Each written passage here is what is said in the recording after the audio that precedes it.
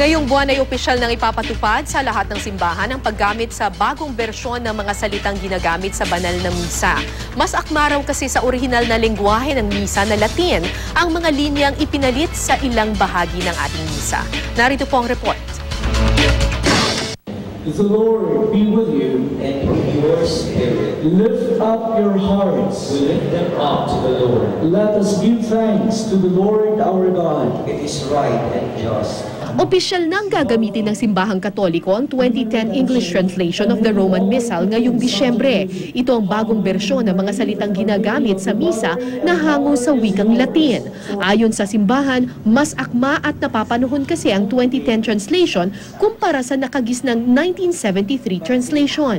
May tinatawag sa dynamic equivalence. Yung sabihin, yung lumang translation, ang ginawa niya ay tingnan yung whole meaning, yung kabuang meaning ng text, and then translate the meaning and not the word. Mula introductory hanggang concluding rites, may pagbabago. Halimbawa, dati and also with you ang pagbati, ngayon and with your spirit na. Pati ang nakasanayang Apostles' Creed, pinalitan din ang ilang linya. Pero yung spirit actually, sa Latin, ito yung the noblest part of you.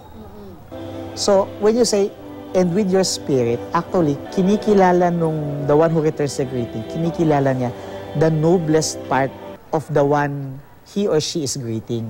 Sa Our Lady of Mount Carmel Parish sa Quezon City, unti-unting ginamit at ipinaliwanag ang bagong bersyon sa mga nagsisimba nitong mga nakaraang buwan. Ang mga parokyano naman may kanya-kanyang pananaw.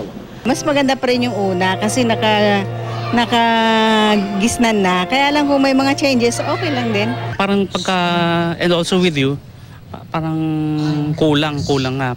Pagka, and with your spirit, siya yung mismo kausap mo. Payo naman ng simbahan maging bukas sa mga pagbabago sa misa para sa mas epektibong pagpapahayag ng pananampalataya.